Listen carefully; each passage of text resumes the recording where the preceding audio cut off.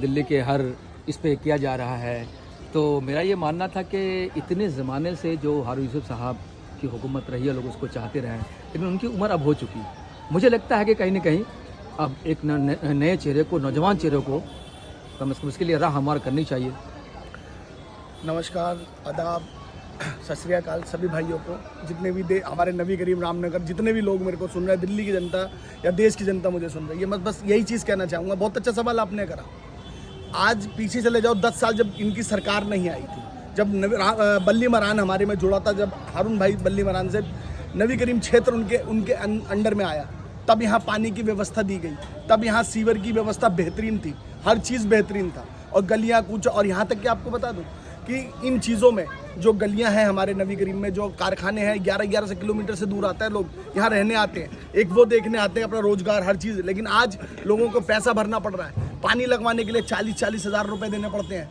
यहाँ तक कि दलाल तो अलग बैठे हुए हैं। और ये पार्टी, जिस पार्टी की बात मैं नाम भी लेता हूँ तो मुझे शर्म आती है कि ऐसे लोग आंदोलनकारी थे जो कहते थे आंदोलनकारी हूँ मैं, ऐसी पार्टी बनाऊंगा जहाँ बिल्कुल निष्पक्ष होगा, बिल्कुल कोई किसी प्रकार का लूट घसोट नहीं होगा। पार्टी के दलाल बैठे हुए? मैं जो पार्टी, आम आदमी पार्टी की बात कर रहा हूँ, मंत्री जी बैठे हुए हैं, क्या उनकी आँख खुली नहीं? कृष्णा बस्ती, रामनगर और उसके बाद लक्ष्मणपुरी और ये जैसे एरिया में सीवर लाइन एक एक भरी हुई है, पानी बह रहा है, कैसी लोग जिंदगी गुजार रहे हैं। कपड़े आप जूते, मैंने मोटे पाइप डलवा दिए। मैं कह रहा हूँ मोटे पाइप है तो आप देखिए, मैं कहता हूँ एक चेक करवाइए, आप लोग पूरा सर्वे करवा दीजिए कि रामनगर से लेके कृष्णा बस्ती तक, लक्ष्मणपुरी और कसातपुरा और बड़ा इंदौरा और बल्ली मरान तक कम से कम अगर 200 गलियां हैं तो 200 में से 195 गलियां बह रही होंगी। और जो वही साफ सुथरा होगा जो पैसों से कराते हैं लोग, प्राइवेट कराते हैं, वही गलियां साफ होगी, वरना बहती रहती है आए दिन। आज साफ होता है। काउंसलर कौन है हमारा चहीता काउंसलर? एक तो आया नहीं, अभी प्रेजेंट में काउंसलर कौन है? हमारे जो प्रेजेंट में काउंसलर हैं हमारे कमल बागड़ी साहब है। अच्छा, वो किस पार्टी के हैं? बीजेपी पार्टी से हैं। वो अच्छे हैं?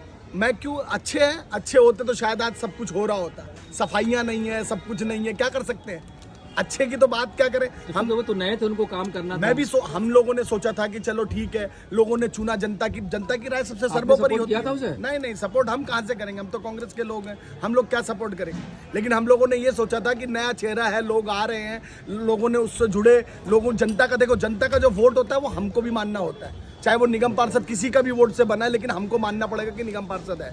उन्होंने, हमें लगा कि युवा चेहरा, इसको लालच नहीं होगा, किसी प्रकार का वो नहीं होगा, और जनता के बीच में काम कराएंगे। लेकिन ऐसा कुछ हो नहीं रहा है। आज देखो नबी करीम के अंदर क्या बुरी हालत है, पुलिस से लेकर हर लोगों को, मजदूरों को दबा रहे हैं, लोगों को लूट घसोट चल रहा है, 1-1 हज़ार 500 रुपये वो लिया जा रहा है, सबसे क्या कहते हैं, डोनेशन लिया जा रहा है दुकानदारों से, लेकिन किसी के पास आवाज नहीं है। गरीब लोग डर से दे देता है। नबी करीम को लोगों को क्या मैसेज देना चाहिए? नबी करीम के लोगों को मैसेज देना चाहता हूँ, याद रखना दोस्तों, साथियों, भाइयों, बुजुर्गों, बहनों और माताओं, याद रखना इस चीज का कि जब आपने एक हारून भाई जैसा चेहरा और तोता जैसा चेहरा आप लेके आए थे, उस समय ना किसी तरीके का लूट घसोट और सब कुछ व्यवस्था ऐसी थी कि जब आप फोन करते थे, कुछ भी करते थे, तो उसके लिए कांग्रेस पार्टी का हर कार्यकर्ता, यहाँ तक कि आप लोग भी, आम आदमी भी, लोगों को बुलाकर भी वो सफाई करवा देता था और सब कुछ करता था। लेकिन आज बुरी हालत है। याद रखना, अगर अब भी तुम भटके तो याद रखना आपके 5 साल खराब होंगे। ये 1-2 दिन का मैटर नहीं है, 1 घंटे का मैटर नहीं है, पूरा 5 साल की व्यवस्था होती है, जिसमें आपके बच्चों का भविष्य होता है, पढ़ाई से लिखाई तक,